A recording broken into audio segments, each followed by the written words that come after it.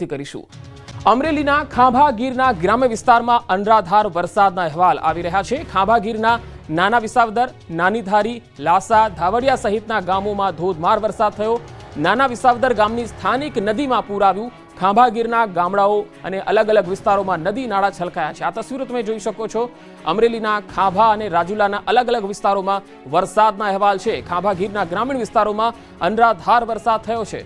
નાની ધારી, લાસા અને ધાવડિયા જેવા ગામોમાં તો જાણે નદીઓ વહેતી હોય એ પ્રકારના દ્રશ્યો સામે આવ્યા। નાની વિસાવદર ગામની સ્થાનિક નદીમાં ઘોડાપૂરની સ્થિતિ જોવા મળી। તો અમરેલીના ખાંભા ગીરના ગામડાઓમાં ધોધમાર વરસાદ પડ્યો। ભાડ, નાના વિસાવદર, ઉમરિયા, નાનુડી સહિતના જે ગામો છે ત્યાં વરસાદ પડ્યો અને તેના કારણે ગરમીથી લોકોને રાહત મળી। વાતાવરણમાં ઠંડક ફેલાઈ ગઈ। નાના વિસાવદર અને ભાડ જેવા ગામોમાં અને શેરીઓમાં પાણી વહેતા થઈ ગયા। પવન સાથે અનરાધાર વરસાદ પડ્યો અને વાતાવરણ ઠંડુગાર બની ગયું। ખાંભાના ગ્રામીણ વિસ્તારોમાં વાવણીલાયક વરસાદથી ખેડૂતોમાં પણ ખુશીની લહેર જોવા મળી। ગામની નદીઓમાં પૂર આવી રહ્યું છે। તો અમરેલીના સાવરકુંડલાથી પણ આ તસવીર આવી રહી છે જે આપણે બતાવી રહ્યા છે। સાવરકુંડલામાં પણ વરસાદે જમાવટ કરી। સાવરકુંડલા, આંબરડી, હાથસણ સહિતના ગામડાઓમાં સવારથી જ વાદળો ઘેરાયા બાદ સાંજ પડતા વરસાદ તૂટી પડ્યો।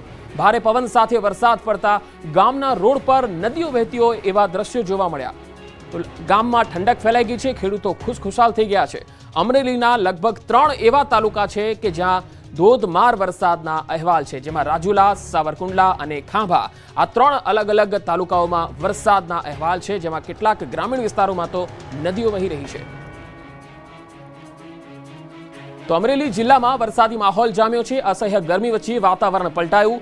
રાજુલા શહેર અને ગ્રામ્ય વિસ્તારમાં વરસાદ પડ્યો। પવન સાથે વરસાદી ઝાપટું પડ્યું। આગરિયા, માંડરડી સહિતના જે ગામો છે ત્યાં ધોધમાર વરસાદી ઝાપટું પડ્યું। અસહ્ય ગરમી વચ્ચે લોકોને રાહત મળી ગઈ। હજુ પણ હવામાન વિભાગની આગાહી છે કે આગામી 7 દિવસ જે સૌરાષ્ટ્રના કાંઠાના વિસ્તારો છે અને દક્ષિણ ગુજરાતના જે કાંઠાના વિસ્તારો છે ત્યાં વરસાદની સંભાવના છે।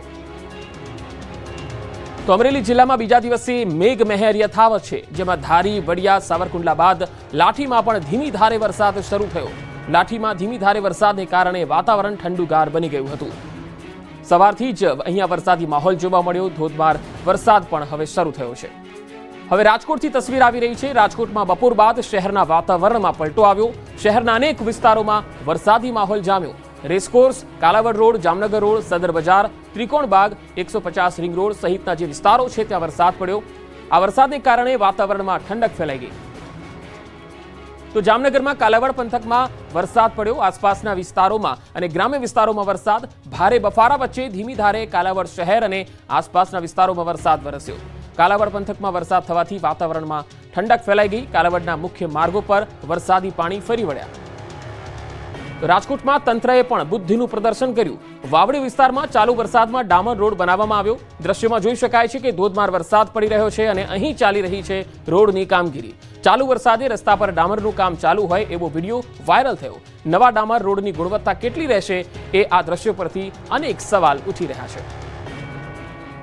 સામાન્ય રીતે રાજકોટ શહેરમાં થોડો વરસાદ પડે અને સાથે વૃક્ષ પણ ધરાશાયીની ઘટના સામે આવી જાય છે।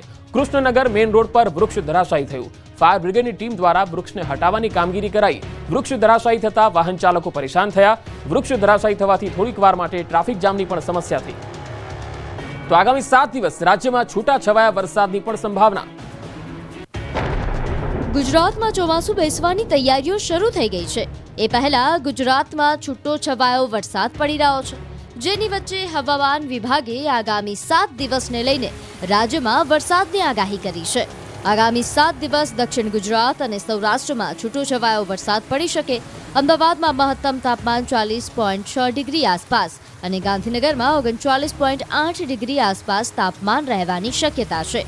ત્યારે આવતીકાલે 8મીએ ક્યાં ક્યાં વરસાદ પડશે તેની વાત કરીએ તો રાજકોટ, જૂનાગઢ, અમરેલી, ગીર સોમનાથ, ભાવનગર, દીવ, દાહોદ, છોટાઉદેપુર, નર્મદા, ભરૂચ, સુરત, તાપી, ડાંગ, નવસારી, વલસાડ, દમણ અને દાદરાનગર હવેલીમાં વરસાદની આગાહી છે।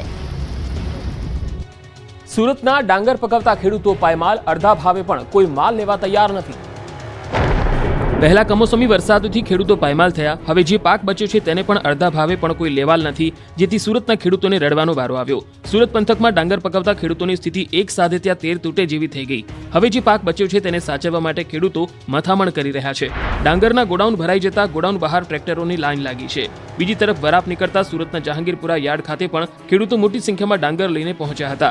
યાર્ડ ખાતે ડાંગરના ઢગલા થયા હતા. જહાંગીરપુરા યાર્ડ ખાતે લાંબી લાઈનો લાગી. ખેડૂતો ઊંચો ભાવ મળશે તેવી આશાએ યાર્ડ ખાતે માલ લઈને તો પહોંચ્યા હતા, પરંતુ માવઠામાં પલળેલો માલ અડધી કિંમતે જ વેચાતા ખેડૂતોની આશા ઠગારી નીવડી. ડાંગરનો પાક વરસાદમાં પલળેલો હોવાથી વેપારીઓ તકનો લાભ લઈ અડધી કિંમતે માંગી રહ્યા છે. ડાંગરના ખેડૂતોનું શોષણ થતું હોવાની રાવ ઉઠી છે. જો કે ખેડૂતો મજબૂરીમાં ના છૂટકે પોતાની ડાંગર વેચવા મજબૂર બન્યા છે.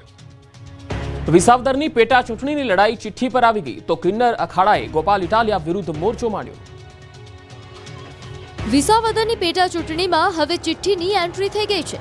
ભાજપના ઉમેદવાર કિરીટ પટેલે પ્રચાર દરમિયાન મતદારોને સવાલ કર્યો હતો કે તમારે કેવો ધારાસભ્ય જોઈએ, આવેદન પત્ર દેવા વાળો કે પછી ચિઠ્ઠી લખી કામ કરાવે એવો. તો આમ આદમી પાર્ટીના ઉમેદવાર ગોપાલ ઇટાલિયાએ હવે ચિઠ્ઠીવાળા નિવેદનને લઈને કિરીટ પટેલ પર નિશાન સાધ્યું. સવાલ કર્યો કે તમારી ચિઠ્ઠીઓ 2 નંબરની લખાય છે. ગામડે ગામડે વાત કરવાનો સમય આવી ગયો છે કે આવેદન પત્ર આપનાર ધારાસભ્ય જોઈએ છે કે ચિઠ્ઠી લખી અને મુખ્યમંત્રી શ્રી અને મંત્રીશ્રી પાસેથી કામ કરનાર ધારાસભ્ય જોઈએ કે વિધાનસભામાં આપણે કોઈ ધારાસભ્યને મોકલીએ છીએ. કિરીટભાઈ પટેલે એવું કીધું તમારે ચિઠ્ઠી લખે એવો માણસ જોતો છે, આવેદન પત્ર આપે એવો માણસ. આપણી વાત તો લખો ને ચિઠ્ઠી. આ શાસનથી વિસાવદરનો રોડ બંધ છે, સરકાર તમારી છે, લખો ને ચિઠ્ઠી. જો તમારી ચિઠ્ઠીઓ આવતી હોય તો ચિઠ્ઠી તો 2 નંબરની લખી છે. બીજી તરફ ગોપાલ ઇટાલિયાના સનાતન ધર્મ વિરોધી નિવેદનને લઈને કિન્નર અખાડાએ મોરચો માંડ્યો છે. મહેશગીરી બાપુ બાદ કિન્નર અખાડાના નિલંબે માતાજીએ પણ ગોપાલ ઇટાલિયા વિરુદ્ધ આક્રોશ વ્યક્ત કર્યો.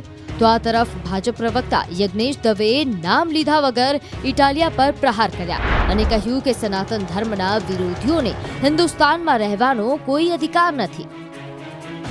આ તું જે કાર્ય કરો છો ને એ તારા સ્વાર્થ માટે કરો તો ચૂંટણીનું કામ ચૂંટણીનું જ કર.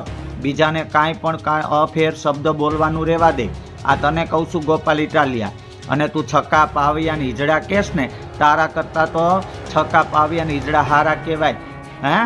તારા કરતાં તો છક્કા પાવિયા ઈજડા હારા કહેવાય. કોકને દુવા દે ને તો કોક ન્યાલ થઈ જાય. ભુજમાં દબાણરૂપ લારીઓ હટાવાતા વેપારીઓ અને પોલીસ વચ્ચે ઘર્ષણ. કચ્છના ભુજમાં શેરી ફેરિયા તેમજ પાલિકા વચ્ચે ચાલતો વિવાદ ઉગ્ર બન્યો. ભુજમાં દબાણરૂપ લારીઓ હટાવતા પાલિકાની ટીમ અને વેપારીઓ વચ્ચે ઘર્ષણ થયું હતું.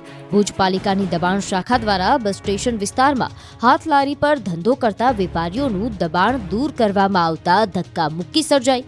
દબાણ શાખાએ માલ સામાન ભરેલી હાથ લારીઓ ટ્રેક્ટરમાં ચઢાવી.